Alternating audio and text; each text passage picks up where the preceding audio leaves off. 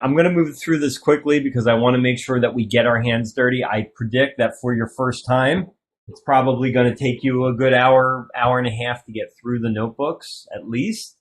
And so I really want to make sure you have enough time to do that. Right off the bat, some very useful links that you might want to keep in your back pocket. These will take you to various things, including our documentation in JDocs. Also to some of our repos that we manage through our data analysis team here at the Institute. Specifically SpecUtils, which you'll hear about today. SpecUtils is the primary package that is within AstroPi to handle spectra, whether it's 1D, 2D, or 3D. Right off the bat, while I have your attention, in all the notebooks, you're going to see this reference to a Spectrum 1D object called in SpecUtils when you read your data into Python. Spectrum 1D has a historical naming history that is not related to the actual dimensions of your spectrum, because now we have 2D spectra and even 3D spectra that can be supported by SpecUtils. But there's so much heritage code that we can't do Spectrum 2D, Spectrum 3D. It's just too much. So everything is a Spectrum 1D object. I want you to keep that in mind. Very important. As I was going through my preparation for today, I confused. We also have links to notebooks besides the 4 that we have here today. Provided from the instrument teams on recommended strategies for analyzing your data and using the various analysis tools.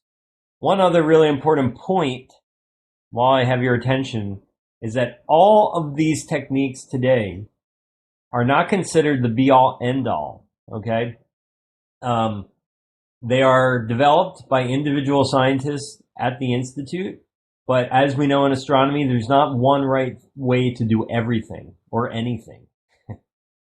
And so you really want to keep that in mind. These are recommended strategies, but it's not the be-all, end-all. If you are an expert at data analysis or spectroscopic extraction or photometry, all of these should be taken with a grain of salt. These are simply suggestions, and you may need to manipulate them or optimize them for your particular programs in the future. And then also we have links to the JWebbinar website and also the tool which we'll be going through a lot today, which is called JDA Vis, which stands for the JWST Data Analysis Visualization Tool. So I'm going to go quickly here. This is just a setup of how data comes down through MAST and gets run through the pipeline. And you're able to access a lot of that data on MAST even through an API in your notebooks. You'll have access to all these slides. It explains the different stages of the pipeline. We've tried to devise a pipeline scheme where all the data, no matter what observing mode you're taking the data in, gets processed through a similar pipeline. And that hopefully cuts down on, redundancy or confusion and all those things, especially for the developers. We do have some notebooks inside of the JWebbinar, but also within so one important thing about our infrastructure, which maybe I should spend a little time on, is there's a data analysis tools team at the Institute, and we try to manage our own work. But there are projects that are larger than our own data analysis team. And so there are sometimes multiple websites that try to tackle similar questions in different means. And we've tried to consolidate as much as we can, but there's inevitably just some things that won't work that way. So for example, we have a whole history of JWebinars, which have their own GitHub repository. And I encourage you, and again, this is why I include all the links in the beginning of this talk, because there are multiple links. I encourage you to look there. These were notebooks developed for very simple, straightforward techniques that were being taught in each JWebinar. But the notebooks that the data analysis team holds, which is in a different GitHub repo, actually goes through more complicated science scenarios, and those are the ones going. So this sort of summarizes the ecosystem, I guess you could say, of the data analysis. This is sort of the first time I'm giving such a large-scale presentation to a broad audience, realizing we sort of need these Venn diagrams and maybe some flow charts to really highlight how this all interconnects. But the real point is that we manage libraries, packages in Python, specifically part of AstroPy. We also manage our own data analysis notebooks and the visualization tools that help visualize the data. The visualization tool, JDA Vis, which we're going to discuss today, is all built with these two things in mind, namely the foundation of AstroPy. So all of the functionality within JDA Vis is built on the AstroPy functionality.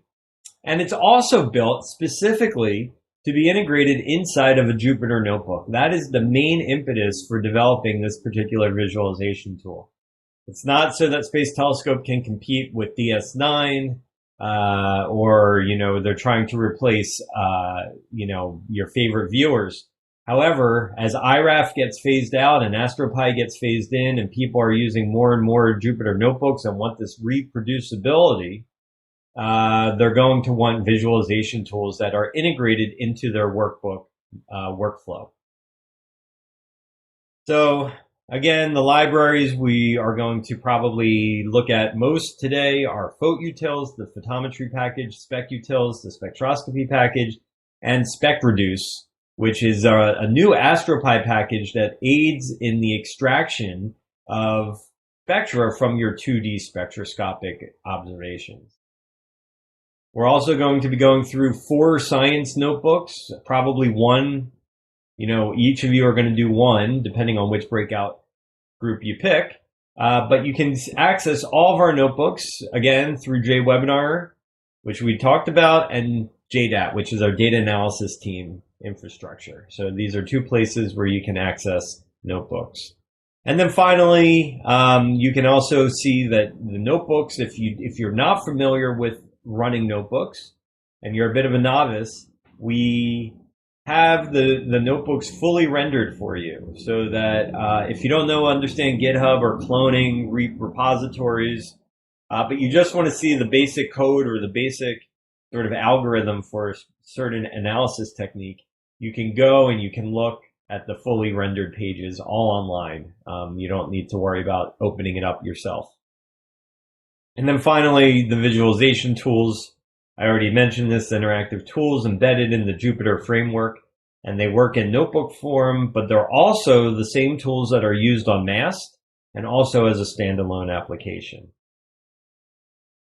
So these are just some highlights of we're going to be going through the details today, but just to give you sort of a brief introduction about what these tools can do.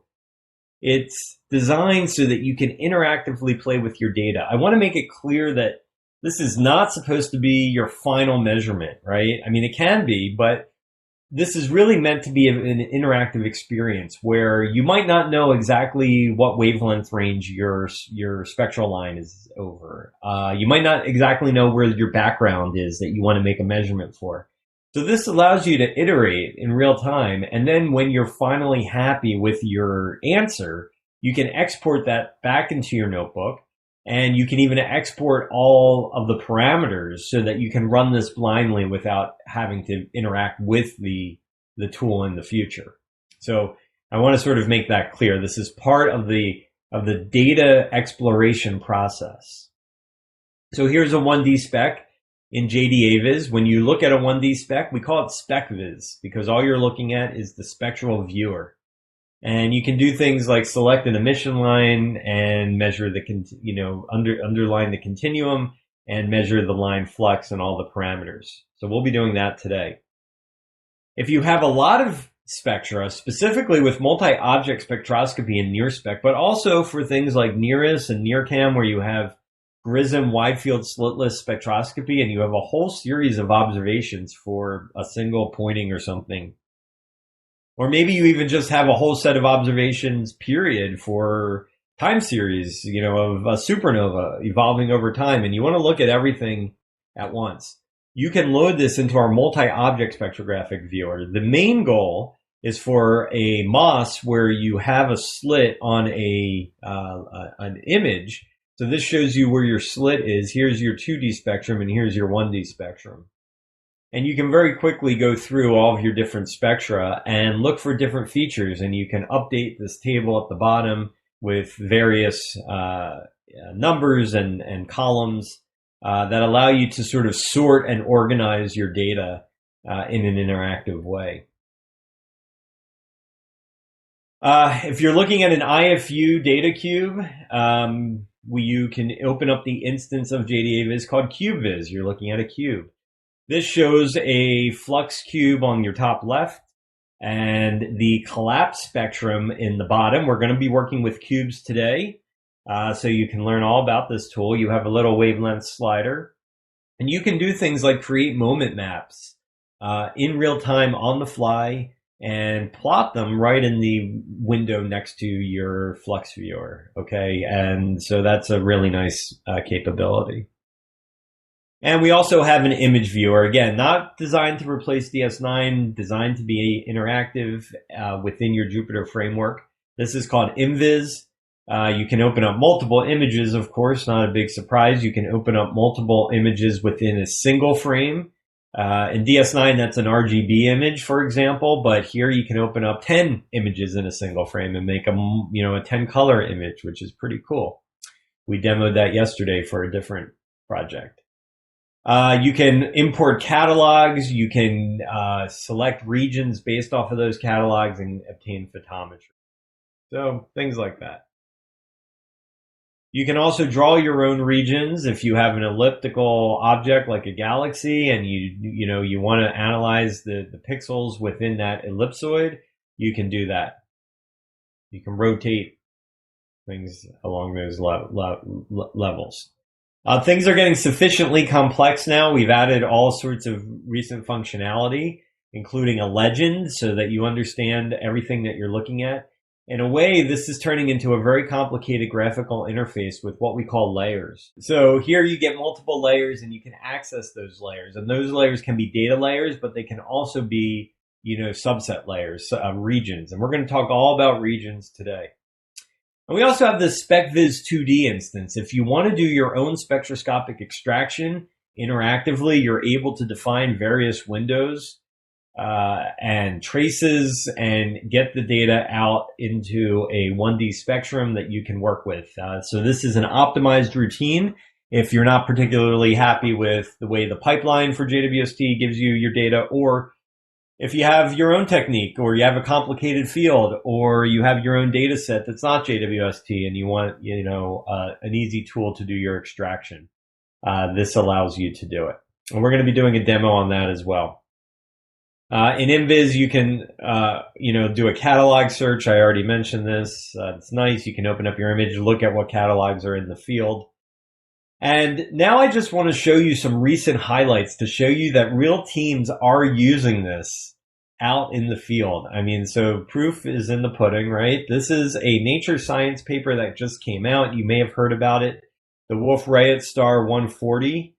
And what you're looking at here is a really cool animation of the team sliding through the cube. Now you might say that's not CubeViz, and it's not, but it's more impressive than CubeViz, but it used CubeViz, and I'll tell you why this image is really impressive. You're not looking at a time series. I want to make that very clear. Everyone thinks, oh, I'm looking at the ripples from this object go outward, but you're not. What you're looking at is the underlying rings, okay? But you're moving in velocity space, okay? So you can think about a 3D ring, and you're basically moving through that 3D ring. Now, when this cube was first made, I should have put a side-by-side comparison. When the cube was first made, it was all background, okay? You couldn't see these ripples. You had to subtract the background. And through a technique where, let's see if I have it here. Oh, this is a demo video, and maybe that's worth watching because let me do that with the sound off, okay? Because what they were able to do is they were able to fit a background to this underlying set of emission lines. Okay, so you had this strong continuum. And we're going to be doing this today, not with the Wolf-Rayet 140 data, but with our own data sets. Okay, and they fit a continuum on both sides. All right, so we have about, I don't know, 2 minutes of demo here. Okay, and I think this is actually really useful. All right, so they're fitting a model, which they're going to call the continuum.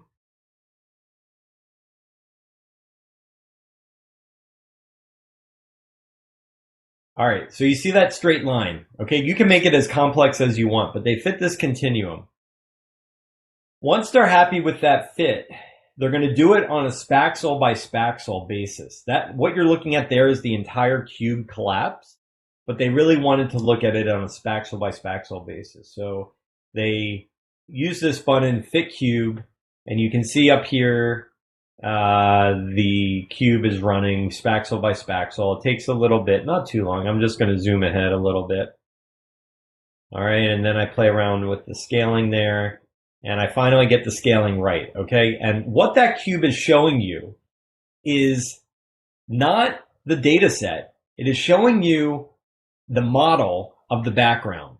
So you're looking at the linear fit, the slope, for every single spaxel on a spaxel by spaxel basis. Now we're not done yet.